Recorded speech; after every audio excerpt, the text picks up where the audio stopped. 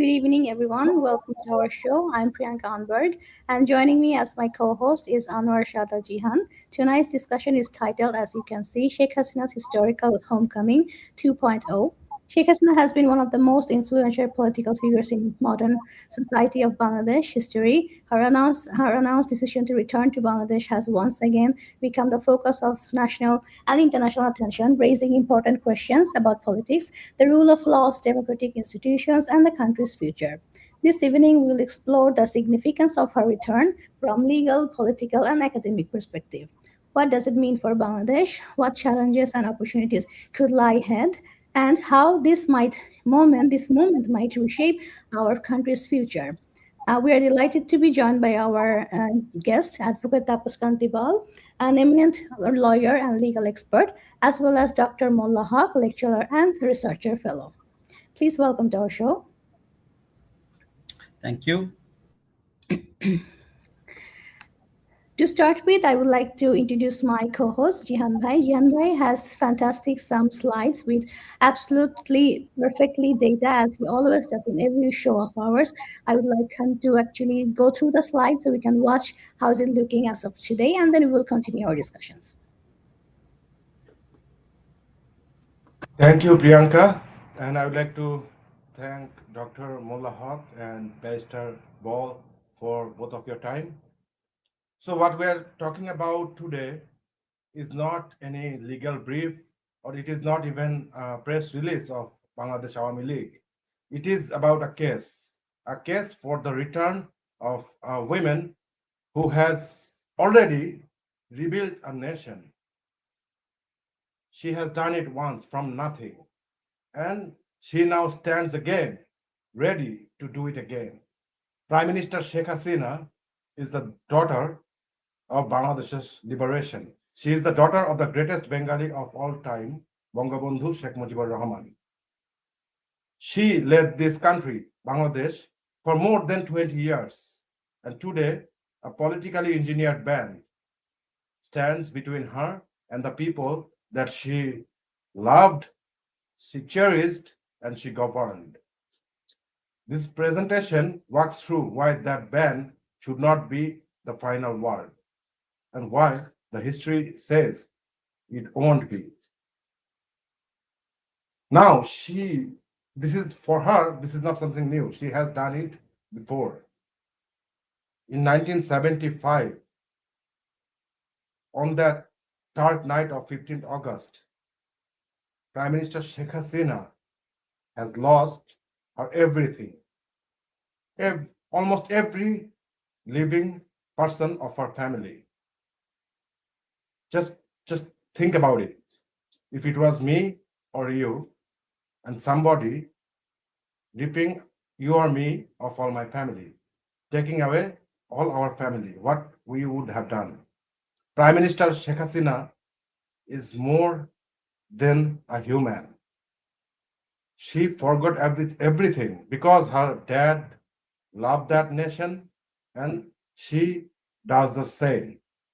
After 6 years being in exile, not being able to even find a home because people were having hard time even renting her or her sister a home because they were the daughter of Bangabandhu Sheikh Mujibur Rahman.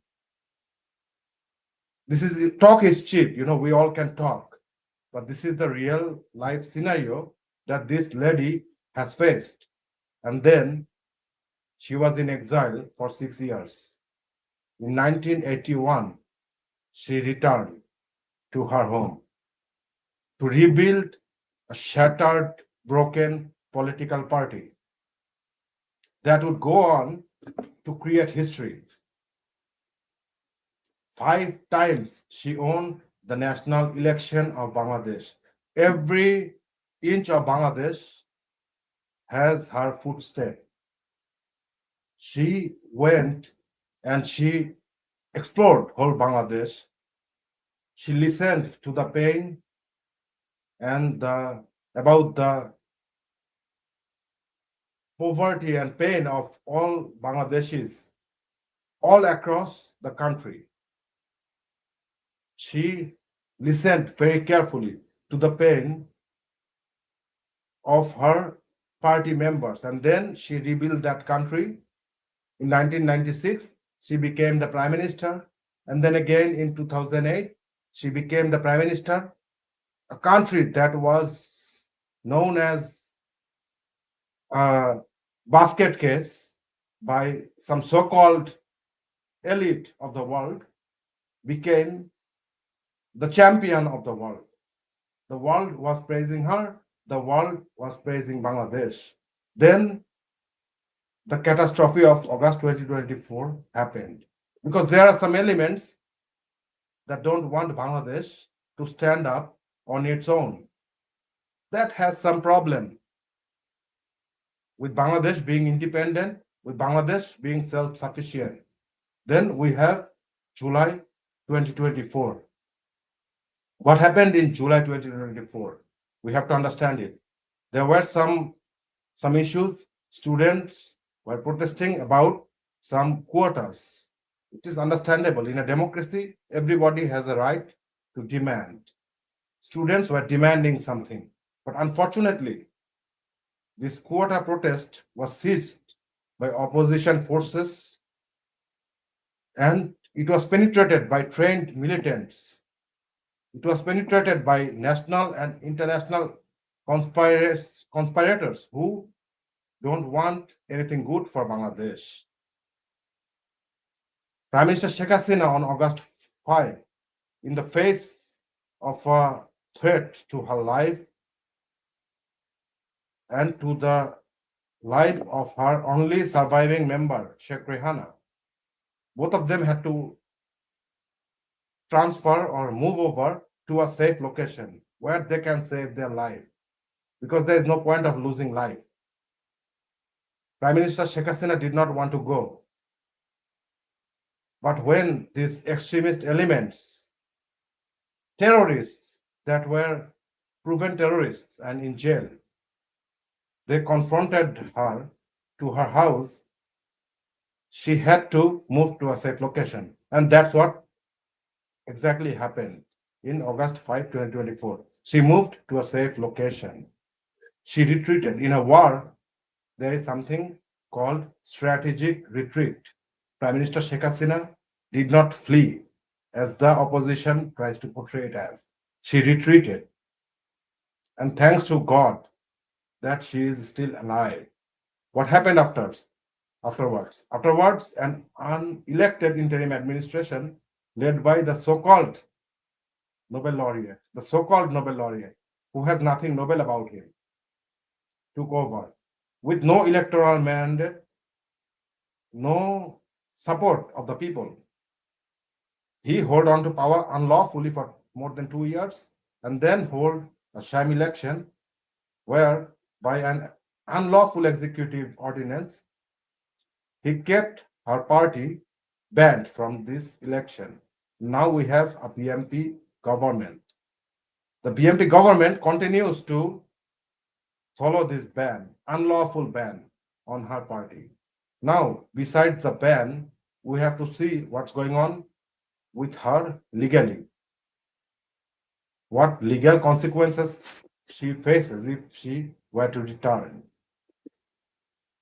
The whole judiciary of Bangladesh was overtaken by the extremist elements. Our prominent legal friend here, Dr. Ball, will have more to talk about it, the legal aspects of things. Now, who judged her? A court, a sham kangaroo court, appointed entirely by that unconstitutional interim government. All our prominent legal expert, judges, honorable judges, lawyers, in the face of threat to their lives, had to retreat to a safe location. So there is no court in Bangladesh today. This is a kangaroo court. A kangaroo court without giving her the proper defense rights that she has while she is in absentia, tried her and gave her a fake sham verdict, which has no meaning whatsoever. They said that she carries some sort of command responsibility of thousands of killings all across the country.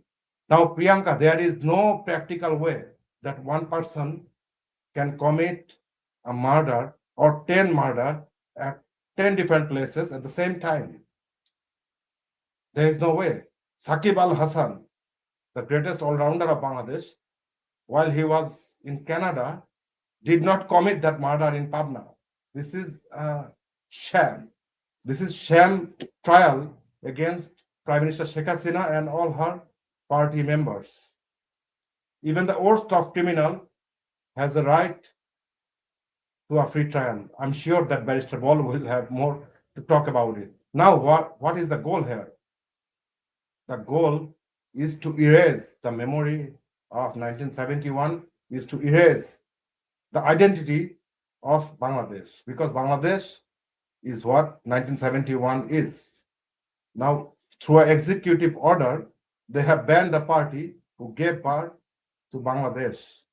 And in February 12, 2026, they had to resort to this sham election, because when more than 60% of the population are with a particular party or a particular ideology, there is no other way to suppress them except to this unlawful ordinance and unjust action. Now we have to look at Prime Minister Sheikh Hasina, who Prime Minister Sheikh Hasina is.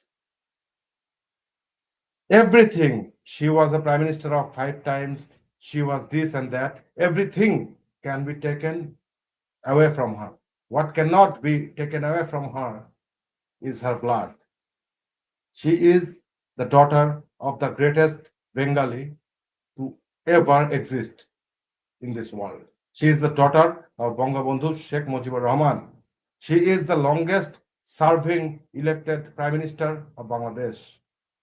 Bangladeshi people elected her 5 times to govern them. She took Bangladesh from a fruitless basket case to an role model of development. The world was praising her. All these elements that are against her were also praising her, because there is no explanation about her magic. She has an international standing. She has built all these international bonds. Malice towards none, friendship to all. This Bangabandhu's principle of diplomacy was cherished by her. Everybody is her friend. The problem of these elements were with the self-reliance of Bangladesh. They have a problem with Bangladesh being independent and being able to call Bangladesh's shots on their own. And that is why August 5 happened. Now, at the end of the day, what happens? Prime Minister Sheikh Hasina has declared that she is going to return and she will surrender with all her party members, whoever are in exile. Who is there to challenge her? See, in this presentation, I had another slide where I was going to talk about other historical precedents, about other historical leaders who were in exile and then came back. But then I thought, okay, wait a minute. Prime Minister Sheikh Hasina is history. She is the person who creates history. There is no other president that matches even close to her. Prime Minister Sheikh Hasina is going to create history once again. Because there are Priyanka, you, me, Dr. Molla, and Barrister Ball. There are millions like us who believe in her, who love her, who cherish her. Because she is the daughter of Bangabandhu and she is the only one who can save Bangladesh. And we await the historical homecoming of Prime Minister Sheikh Hasina to save Bangladesh. Back to you. Thank you, Jihan. It was a wonderful slide with so many important data and information that we always enjoy watching. So I would start with my first questions for Dr. Molla, for you. Sheikh Hasina has publicly announced her intention to return to Bangladesh. Why is this announcement politically significant? How would you explain that? Thank you, Priyanka, for having me today, and thanks to all my discussion panelists for having me here today. Honorable Sheikh Hasina's decision to return to Bangladesh is incredibly fascinating and at the same time awfully terrifying. It's fascinating that she has the courage to face the accusers even when she has a death penalty on her head, and terrifying that anything can happen if she decides to return to Bidi. Let me explain. Um, Bangladesh's politics since August 2024 has been built on the assumption that Sheikh Hasina and the Awami League are permanently sidelined. Her declaration that she plans to return to the country from exile in December, despite a death sentence passed during her 2 year stay in India, shatters that assumption. She isn't a symbolic gesture from the sidelines. She plans to return alongside senior officials from the Awami League to launch a challenge to the legal shattering of the party. Overnight, every political calculation in Dhaka, from the current government's strategy to the opposition's positioning to the shape of the upcoming politics, has to be redrawn around the possibility of her actual physical return. This also tests the current government's democratic credentials. This is really the crux of it. A government that claims to represent the restoration of democracy is now confronted with a very simple question. Will it allow a former prime minister and her party to exist, contest, and speak? Her promise puts the government in a bind: jail a formidable rival and risk unrest, or leave her free and risk an uprising. We can argue that how the government responds, repression versus due process, will reveal whether democratic restoration was ever more than rhetoric. It also draws international attention back to Bangladesh. Her announcement is not just a domestic story. It has been covered by Reuters, Al Jazeera, and nearly 200 plus other major outlets. And it directly involves India's position. External Affairs Minister S. Jaisankar made it very clear that Sheikh Hasina will only leave India when she wants to, despite repeated extradition requests from Dhaka. For supporters, this reinforces the argument that Sheikh Hasina's fate, and by extension, Bangladesh's democratic trajectory, is now a matter of regional and global diplomatic interest, not something the interim and current governments can quietly manage away from scrutiny. It is also a referendum on public confidence in institutions. Supporters can point to the tribunal verdict itself as an example of institutional breakdown. There are at least 600 plus criminal cases against her, including around 453 murder cases.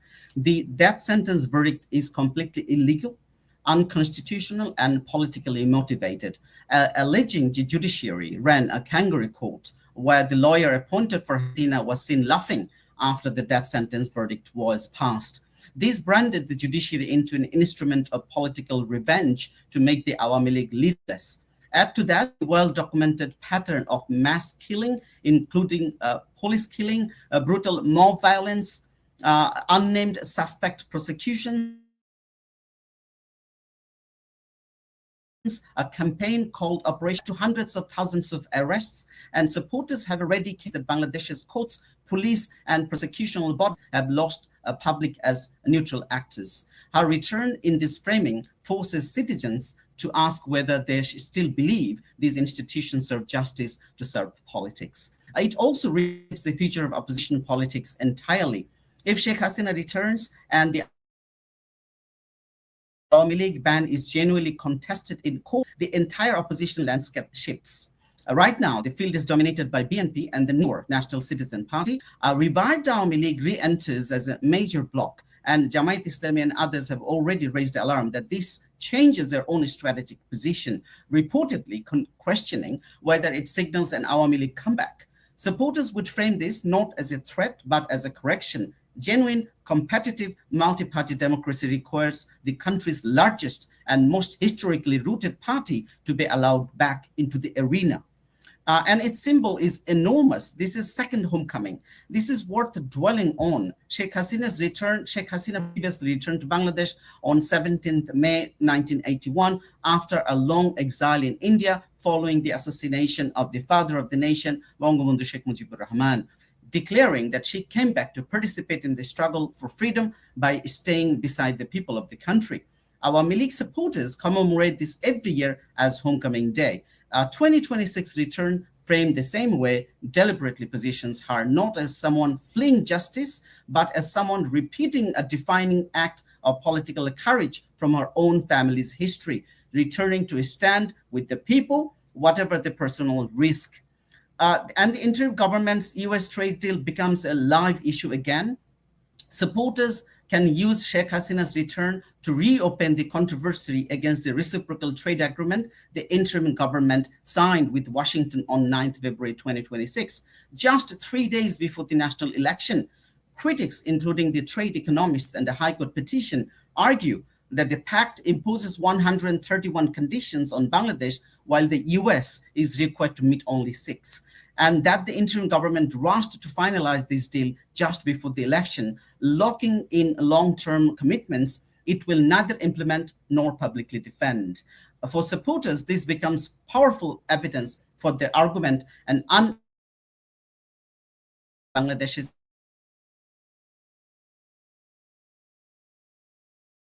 and Sheikh Hasina's return reopens the door to challenge that deal on democratic and constitutional grounds.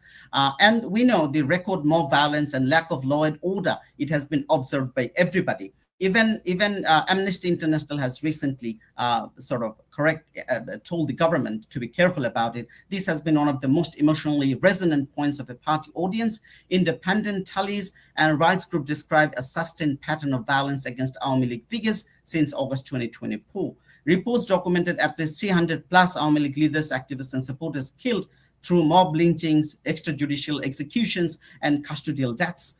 With Prothomalo reporting 87 Awami League members and affiliates killed in just days amid widespread revenge attacks in the immediate aftermath. Human Rights Watch itself has documented ongoing unrest, and this has been happening. And the return of Sheikh Hasina will put the focus back into Bangladesh, and this might stop this mob lynching, mob violence, and illegal arrests of Awami League activists. So these illegal arrests and politically motivated detention and no bail has put Bangladesh's law and order in a very, very questionable situation. So supporters can point to the scale of detentions as evidence of government unwilling to tolerate opposition. Human Rights Watch reports hundreds of Awami League leaders, members, and opposition are custody as murder suspects held without trial and routinely denied bail, including actors, lawyers, singers, journalists, and political activists, with politically motivated and arbitrary detentions continuing under the interim government, including the practice of adding hundreds of unnamed individuals as suspects in criminal complaints. For a supporter, this pattern, mass unnamed prosecutions rather than individualized evidence, is itself an indictment of the current legal order, and Sheikh Hasina's return is framed as a direct challenge to it. Because she's in exile in India, she can't stay there due to the huge operation being held in Bangladesh at this moment. It is high time that she returns in Bangladesh. Thank you.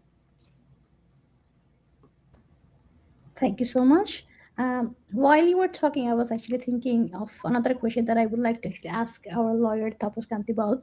Taposh Bhai, I would like to ask you, how important is judicial independence in politically sensitive cases, and what would constitute a fair legal process look like? As well as, I would like to throw another one, it's quite related, just so you have a bit of more space to give us an answer. From a constitutional and legal perspective, what right does Sheikh Hasina retain as a Bangladeshi citizen despite the charges against her? These two. First of all, if I summarize the first question, Yeah. then I would say that you wanted to know that what kind of rights Yeah. there is under the constitution and under international law, right? So the question is quite direct. The answer is quite direct. Because why direct? Because first of all, she is a human being, right? And then she is a citizen of Bangladesh, and then she is not an ordinary citizen of Bangladesh. She is the Prime Minister of Bangladesh. And as Mr. Jihan has put forward, that she is the dreamer or architect of new Bangladesh. So, which is without any doubt that she will enjoy the constitutional rights, the rights enshrined in the international law, and then some. Now, what is there in the international law at first? It is everyone has the right to be treated with dignity. The human dignity is the core basis of all the laws in the world. That as soon as she returns home, from the moment she steps on an airplane to land in Bangladesh, she has to be treated with dignity. She has to be treated as a human being. There, nobody cannot disrespect her figure, her position, herself. Like if there is anyone who is trying to throw something at her or try to attack her, the state has the responsibility to protect her, right? So the first thing is human dignity. You cannot, like for example, even if when she is walking, getting out of the airport, you cannot hurl any ill words towards her, because that will be a violation of human dignity. So you cannot do anything, you have to protect everything surrounding her. The second thing is, which is the again a very basic and primary thing, is the protection of right to life.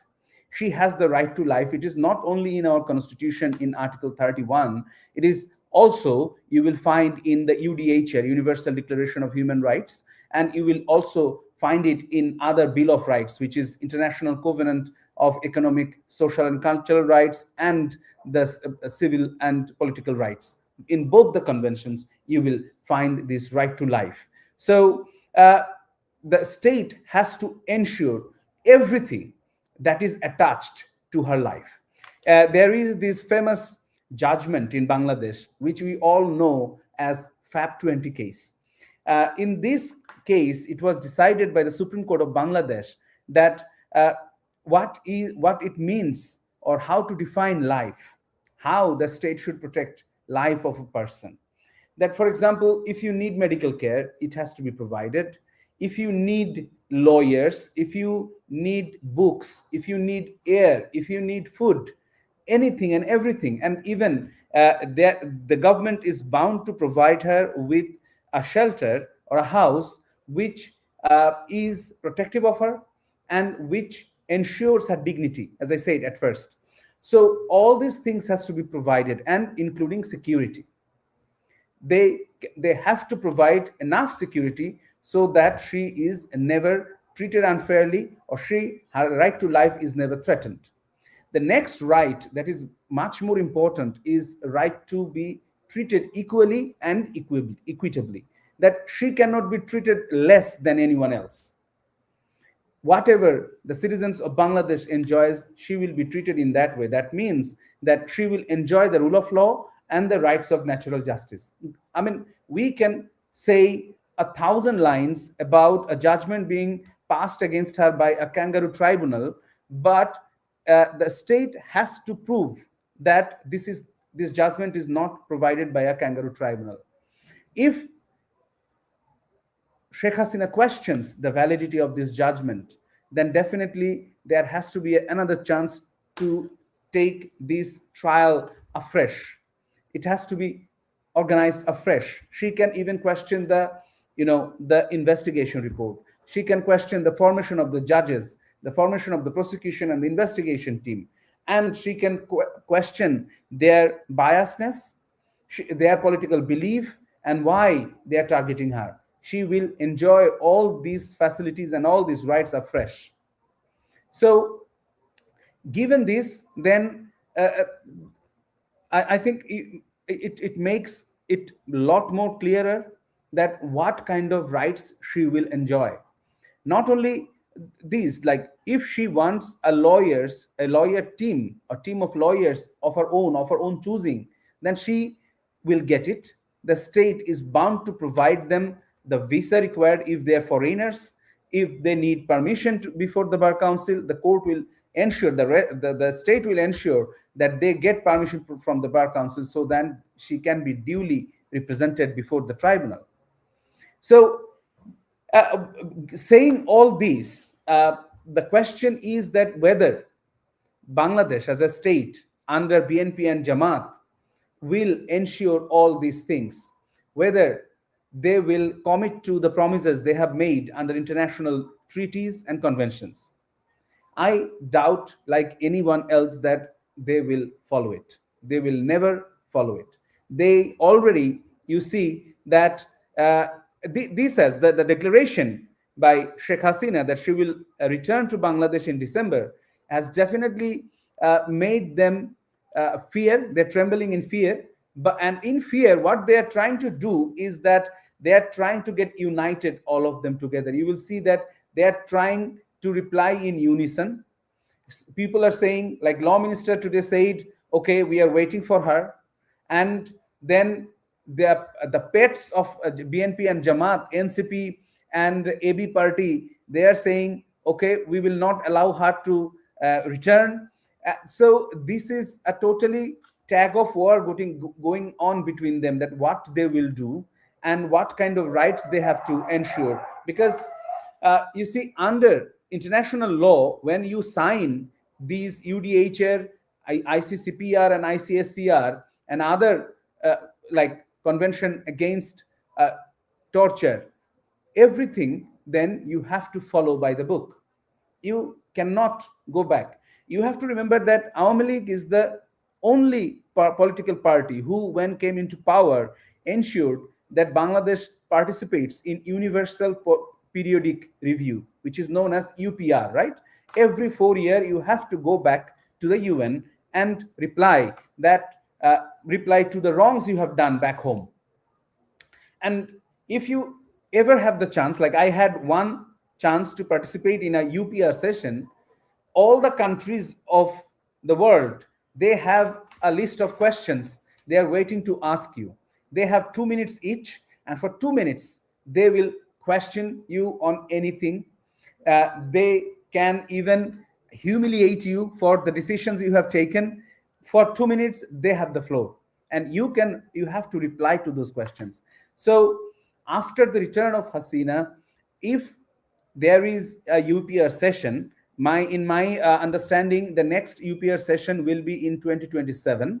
So next year there will be a UPR session. So in that UPR session, definitely Bangladesh government have to reply a lot, including the banning of Awami League, including filing all these cases against their political leaders and activists, and killing the police and killing Awami League leaders and those who believe in the high ideals of liberation of Bangladesh.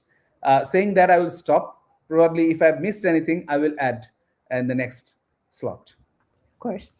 Thank you, Dr. Shoaib. So my next one will go to Dr. Mollahak, to you.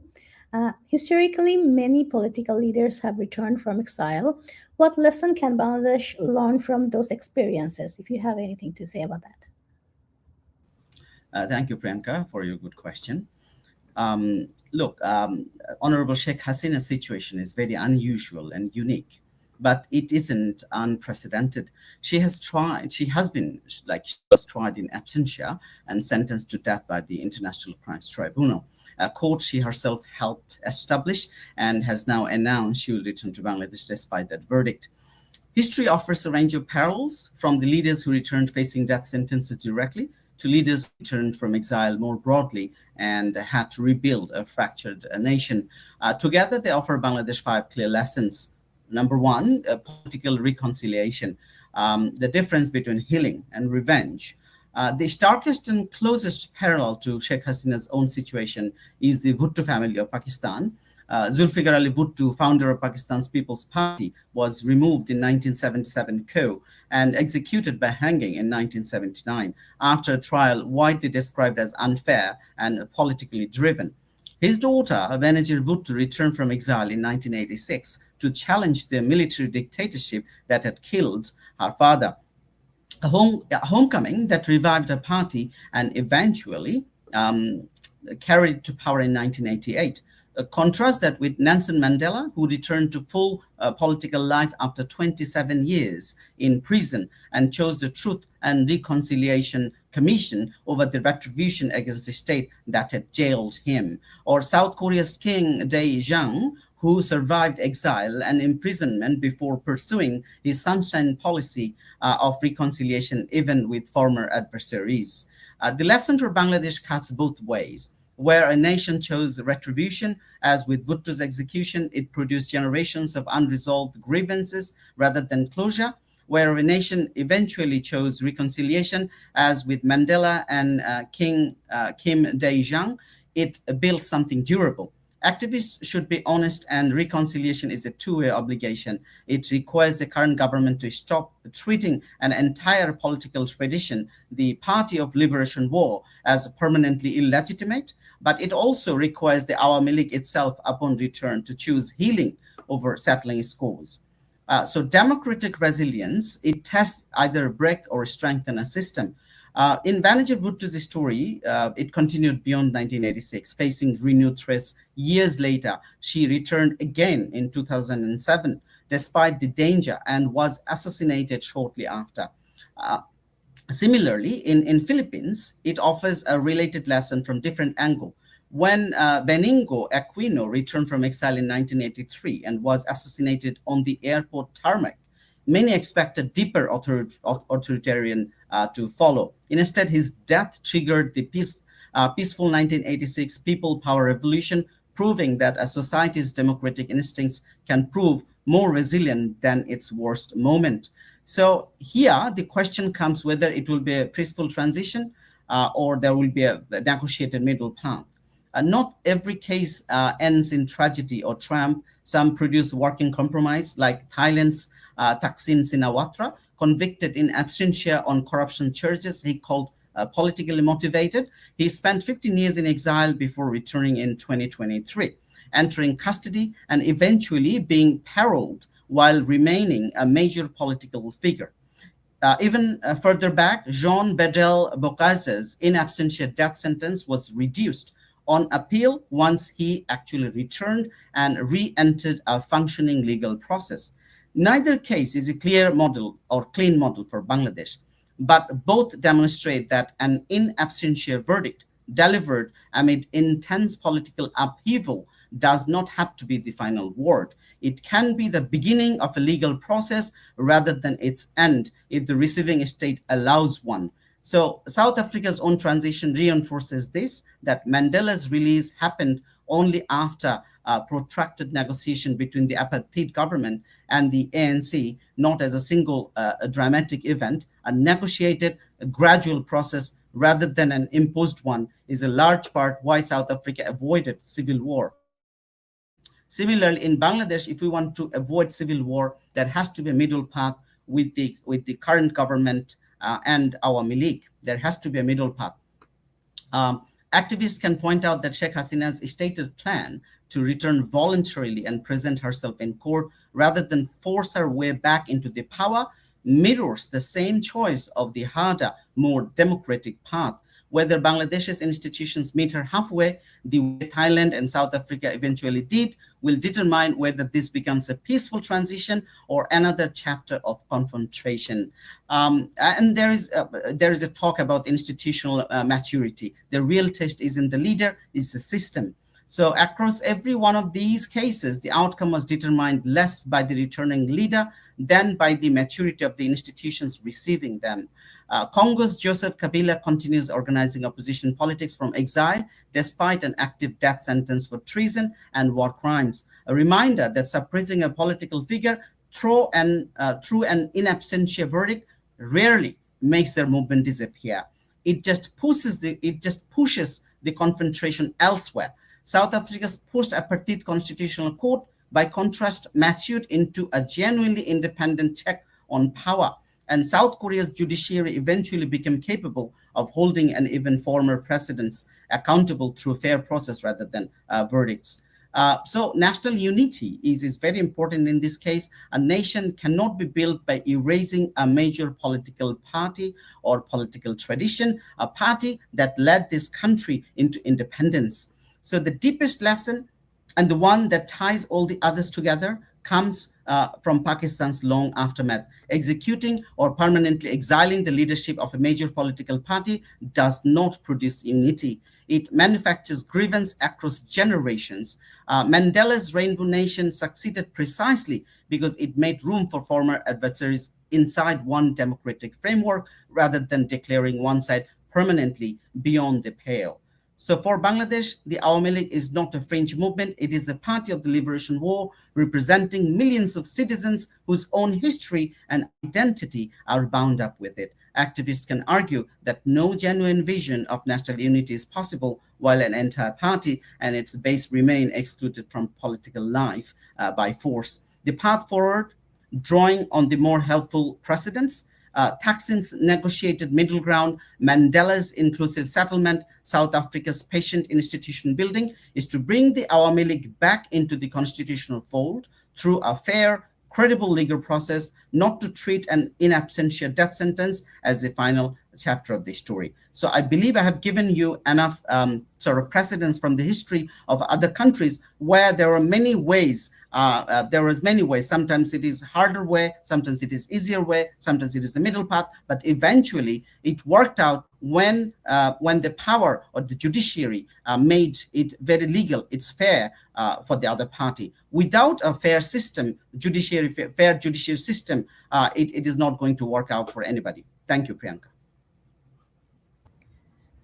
Thank you, Monohai. Really very thorough and very important information you have shared with us. I really hope everybody that is watching here paying attention what you are trying to get through, and they would think of it and being curious and would want to learn more.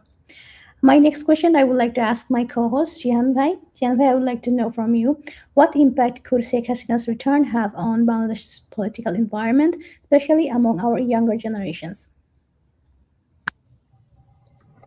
Thank you, Priyanka. So it's an important question. What effect it will have on Bangladesh and especially us, the younger generation? So let me start with the political participation. Because since August 2024, not one or two, but multiple generations of Awami League supporters have been told that your party does not exist, you don't have a right, you don't have a right to speak, or you don't have a right in politics. So when Prime Minister Sheikh Hasina declared that she will return soon, it gives us, millions of Awami League supporters, a hope. We suddenly have a new leader. Not a new leader, I mean the leader we already have. But she is, with her message, showing millions of people that we are not leaderless, we have a leader. And this talks about political participation. So this millions of Awami League supporters, generations of Awami League supporters will not be left without a leader. We still have Prime Minister Sheikh Hasina with us. Now, Prime Minister Sheikh Hasina is not a regular leader. She is people's leader that people call her. And people call her people's leader for a reason. Sheikh Hasina's return would pressure the whole country, who would pressure the whole system and say that Awami League is still here. And then now let's go to the other aspect of public discourse. Because right now there are two cousins. I call them cousins, PMP and Jama, or like stepchildren of a parents. They are the same thing, you know. They are bred from the same seeds. There is no Awami League. So in the public discourse, the debate that we are seeing now is not a complete debate. No matter whether you hate her or love her, Sheikh Hasina is still here. And Sheikh Hasina is here to return. When she will return, the talk shows will not be among like ourselves or among themselves. There will be a real chance of debate, which does not exist now. Because we are forced, like the program that we are having now, Priyanka, you told me before the program that you have multiple charges against you, right? So this is no public discourse, this is no debate. Correct. When we have the fair shots at debating, this is when the public discourse gets real. And now let's talk about youth engagement, because this whole protest and the change of government in Bangladesh was brought upon by the youth of Bangladesh. But the majority of the youth are forced out from even engaging in politics. Hundreds of thousands of students are ripped off their academic credentials. They are not able to participate in their school. People are dying, people are being raped. So the youth of Bangladesh, more than 60%, are forced out from participating in the politics. And with that declaration of Prime Minister Sheikh Hasina's return, all these youths are again getting a voice. And then we, we can come to polarization. We cannot have polarization among the stepchildren of the same parents, BMP and Jamaat, when Awami League is absent. Awami League is absent by an unlawful executive ordinance because the goal here is to remove our national identity, the national identity of Bangladesh. The national identity of Bangladesh is made, is created, was given birth by Bangladesh Awami League. Bangladesh Awami League gave birth to Bangladesh. Awami League is not just a party, it's the party that led the liberation war in 1971. So what we are seeing today is we have talked about it so much, but this we will continue to talk about it because our identity is under attack. And the only person who can save our identity is Prime Minister Sheikh Hasina. So Priyanka, Prime Minister Sheikh Hasina's return means everything. It means everything for the youth. It means everything for the rickshaw puller, for the farmer, or for the general citizen of Bangladesh, because she is Bangladesh. And she will again come back and take us and take Bangladesh to that 2041 dream of being a golden Bengal. Bangabandhu's Sonar Bangla. Back to you. Thank you, Janai. I would like to go with my next question to Taposh Bhai, to you. So here is what I'm thinking. If Sheikh Hasina returns voluntary, what legal and constitutional precedents could that establish for future political transitions in Bangladesh? As I explained to you earlier, Mhm. that I don't see that the present constitution getting changed or amended by the time Sheikh Hasina returns to Bangladesh. I don't see that, because one of the main reason is that BNP uh, understands, even if loosely, that this constitution is a safeguard for them as well. If the constitution is changed, Jamaati Islami will just simply engulf not only BNP, the whole country. So, and they understand that this constitution is the only yardstick and the sword that is protecting them, and the shield that is protecting them from any sort of Islamic attack on the constitution, on the country, on the sovereignty of the country. So, what I'm saying, why I'm saying this is that, so if the constitution remains unchanged and the major laws are in place, then in the future, just after returning her, I don't see any shift in the law, because they cannot just, if they make any shift in the law which is already there, then it is quite clear that they will persecute Sheikh Hasina and they will be changing all those things for her. But if they can change it positively towards maintenance of rule of law, to destroy the existing culture of impunity, and to ensure natural justice, then that would be welcome.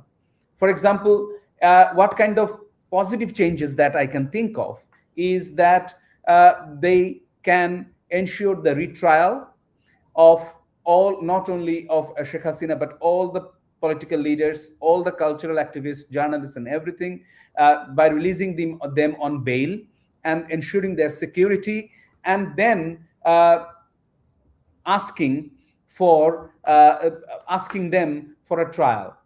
If the political change, if you ask me, that I don't believe in any trial for July and August 2024, because what happened in July 2024, that has to be defined as well. Because Jamaat version is that this is a crimes against humanity.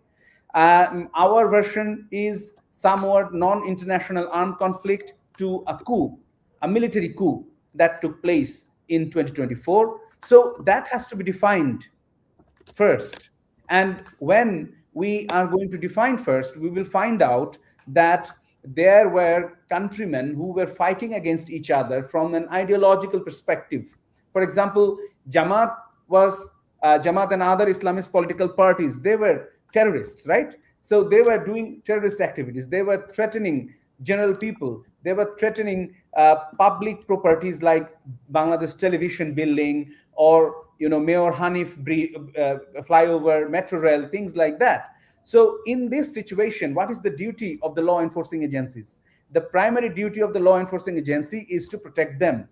So they have used all the legal mechanisms in their hand to protect the fellow countrymen and the public properties. And while doing that, they at times had to take harsh measures. But if you follow the events, you will see that at every single time there was executive magistrate with the police, with the army, with the BDR, which is the norm in Bangladesh, that if you want to use any lethal weapon, you have to take permission from the executive magistrate. So you have taken permission from the executive magistrate, and you have used lethal weapon in certain circumstances. So this whole non-international armed conflict scenario, and now there are news coming out that cantonment was involved, especially Bangladesh army was involved in this whole coup. So we need to decide the role of every party, and you cannot do that through a trial, right? Barrister Ball, let me interfere here for a quick second. I will also throw a question here. Sorry for that. So, when your life is under attack, you are not gonna love the attackers. You have to defend yourself, and that's It's what the Yeah. military and others are doing. But my question is that, are there any legal tools available to bring those perpetrators from the military and the law enforcement into action who violated their constitutional duty? Yes, definitely. Without any doubt, that's what I'm saying, that you can bring all the parties under a legal umbrella. But for before going into some sort of trial, you have to ascertain the roles played by political parties, by the law enforcers, the general people. So because and for that, you cannot do it through a trial. You will need a truth and reconciliation commission. You look at Nepal after their evaluation, revolution or whatever you call it. I'm sorry, because of the World Cup, the festivity has started just outside my window. I cannot get rid of that. But I'll be very brief that Truth and Reconciliation Commission, where peacefully all the parties can sit together and share their responsibilities, that what they have done, why they have done, and who, and through that you can find out the main perpetrator, and only then you can make them to face the trial. That is the only thing that I can think of. I will stop here because of the noise outside. Thank you for having me and asking these very pertinent questions. Thank you. Thank you, Tapush Bhai. And I can imagine that we're closing down to the game, but I will try to hurry. We're also end of our show. My last questions will be, Mullah Bhai, for you. How might Sheikh Hasina's return affect Bangladesh's international image and diplomatic relationship? Thank you, Priyanka, for a very nice question. I would like to actually, before answering this question, I'd like to add with Jihan Bhai's point. I think the youth in Bangladesh, they feel betrayed, completely betrayed. They have been deceived. And now everywhere they have been telling that we want Sheikh Hasina back. You must have heard recently the student protest against the education minister. They have been telling that we do not want them anymore. And we were deceived in thinking Sheikh Hasina was bad. We want the previous education minister, Dipumuni, back. So I don't know whether you have heard this, but the youth in Bangladesh, they're actually waking up. They're saying that we have been deceived, and we want Sheikh Hasina back.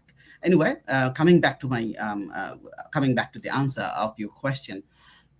Look, Sheikh Hasina's return and Bangladesh's international image has a lot at stake. Bangladesh's standing in the world has never simply been about GDP figures or diplomatic photo ops. It has always rested on a narrative, the story of a nation that fought for its independence, built a garments export economy from nothing, and gradually earned a reputation as a functioning democracy in the South Asia.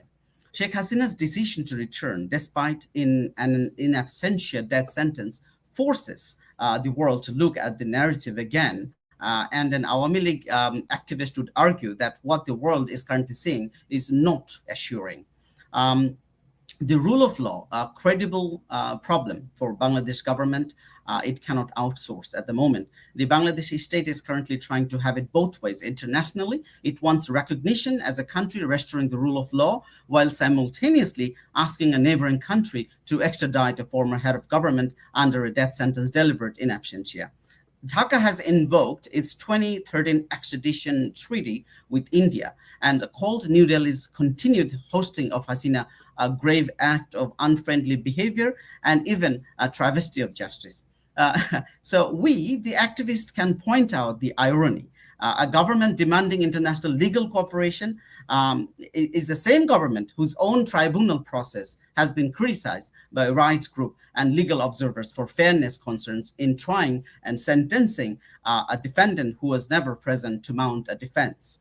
So when Sheikh Hasina returns and stands before the same tribunal in person, the world's legal community, not just Bangladeshi partisans, will finally get to scrutinize whether rule of law in Bangladesh means blind justice or victor's justice. And at the same time, human rights, the government doesn't have a very good record about human rights at this moment. So this is why the interim turned elected government has arguably done the most damage to Bangladesh's image, independent of anything Sheikh Hasina does. Amnesty International Secretary General has directly warned Bangladesh's leadership about failing to uphold basic rights, citing the misuse of anti-terrorism laws against journalists and the government's weak response to violence against minorities, including the lynching of several Hindu men to death. Human Rights Watch has documented an alarming surge in mob violence and noted that thousands of perceived political opponents have been arbitrarily detained. Most strikingly, watchdogs have raised alarm over a draft National Human Rights Commission bill that critics say would strip the commission of its independence and explicitly bar it from investigating abuses by state security forces. Activists can also argue that Sheikh Hasina's return puts a spotlight squarely back on this record. Every act of violence or arrest that follows her return will be watched very closely by the same international bodies already on record raising concerns. So, and at the same time, the democracy's democratic reputation is at stake, an unfinished transition under global scrutiny. The interim government came to power promising a democratic reset. However, they failed. But international monitors have not simply issued a clean bill of health. Rights organizations have questioned whether the conditions for credible elections were actually met. And a party like the Awami League, representing a huge segment of the electorate, was banned from contesting entirely. Activists can make the case plainly. A democracy that excludes its largest opposition in waiting from the ballot is not the democratic renewal the world was promised in 2024. Sheikh Hasina's return and the legal fight over her party's ban that follows it will be read internationally as the real test of whether Bangladesh's democracy is being rebuilt or whether one form of dominant party politics is simply being replaced. And the relations with India is not going very well, an unavoidable diplomatic flashpoint. This is one of the clearest live examples of how Sheikh Hasina's return is already shaping diplomacy in real time. On July 17, 2026, Ministry of External Affairs spokesperson Randir Jaswal addressed Dhaka's renewed extradition request directly, saying that the request had been received and was under examination, adding that it was being considered in the light of legalities involved. That is notably careful proceeding language, not a rejection, but very much not the swift compliance Dhaka has been pushing for since its first formal request in December 2024. At the same time, I want to bring our attention to another statement by Foreign Minister S. Jaishankar, his own engagement with Bangladeshi counterpart Khalilur Rahman, the Foreign Minister of Bangladesh in April 2026. They marked the first high-level bilateral contact since the BNP government took office. And even then, the extradition issue was raised without resolution.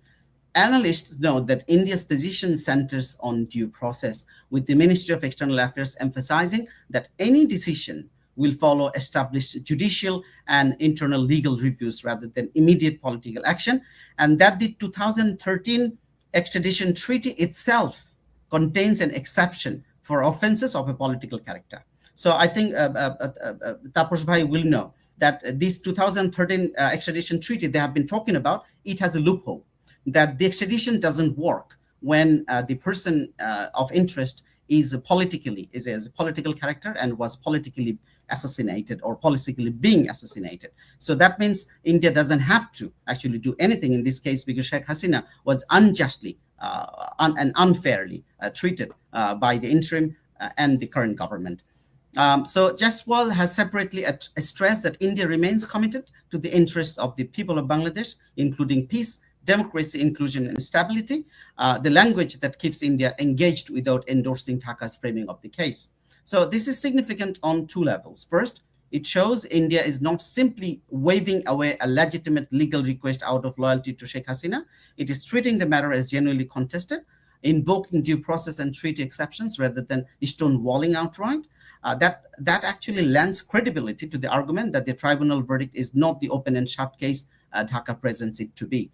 Second, it shows the issue is now central to the entire bilateral relationship with Bangladesh. Bangladesh's own state minister has it publicly insisted that Hasina issue will not disrupt relation. So that means they think that doesn't matter whether they give back Sheikh Hasina or not, the relationship with India will be intact with Bangladesh. So that means, India may not have to take it very seriously because they're actually doing it as a part of the legal process. And for regional stability, the complete South Asia is watching. You know, the tension in Balochistan in Pakistan, they have been giving example of Sheikh Mujibur Rahman and the liberation order in Bangladesh, and Balochistan wants to be free. So they are closely watching what's happening in Bangladesh. And at the same time, our neighbors, India, Myanmar, and other countries around us, they're actually also watching us. And a fragile regional balance that already deals with Rohingya crisis, China-India competition, and shifting alignments across South Asia is already there. A government that struggles to control mob violence, that has seen the state minister overseeing foreign affairs explicitly link relations with India to Sheikh Hasina's question, and that faces a politically volatile homecoming of a former prime minister with a substantial base, is not a picture of regional stability. Activists can argue that Sheikh Hasina's return, if handled through fair legal process rather than repression, actually offers a path towards stability by resolving an open wound rather than letting it fester indefinitely as a permanent point of tension between Dhaka and Delhi is not going to be very well. And international investors, they're very, very tense because they're not quite sure about the economic and stability in Bangladesh. So the investors are very much looking into the matter very, very closely. So investors do not want to price in slogans, they price in risk. So reports from Indian economic analysts flagged concerns almost immediately after the 2024 transition about the impact of instability and anti-India's sentiment on cross-border investment and tourism. Worth noting, given how intertwined the two economies are. Add to that, the deeply controversial US-Bangla trade agreement is also being actually watched over. So at the end of the day, let me finish it off. So there is a lot of global media attention, a lot of economic attention, and a lot of political attention at the moment, which Sheikh Hasina returned to Bangladesh. So it will not be easy for them to oppress or repress Sheikh Hasina and Awami League activists at this moment. Thank you so much, Priyanka. Thank you so much, Molabhai. We are actually over time, but I always have one question that I would like to ask all of us. But if we could just take like 30 seconds per person, my question would be looking at 5 years, what kind of Bangladesh should emerge from this moment, regardless of political differences? And I would start with Taposh Bhai and then Jihan Bhai and Molabhai. 30 seconds, go. I am always the time quite positive that Bangladesh will definitely get out of this dark period, because there is always the time light at the end of the tunnel, and I believe that. And Sheikh Hasina is the right person to steer us into this light world, it's a lightful world. Just one thing I have to say that even in the history, in the Islamic history, I'm saying these because in Bangladesh, the Jamatis need to know that even in Islamic history, there are hundreds of incidents where rightful leaders had to leave their country for the protection of their fellow men, but at the end of the day, they had the return of a hero. So that's the same thing waiting for Hasina, waiting for Awami League, and all of us who are going through this dark period at the moment. Thank you. Thank you for having me one more time. Of course. The conspirators can read Sheikh Hasina off every titles, every honors, everything. What they cannot take away is that she is the daughter of Bangabandhu Sheikh Mujibur Rahman, and Bangabandhu's blood still flows to her vein. So 5 years from now, what I envision is the same Bangladesh that Bangladesh was 2 years ago, destined towards greatness, destined towards achieving greatness by 2041. So I can see the future. I can see the future. Prime Minister Sheikh Hasina returning pretty soon, taking over Bangladesh. Bangladesh is supporting her. Again, Bangladesh regaining its identity, regaining what Bangladesh actually was, destined to achieve something great. Thank you. And last, Mullah, thank you.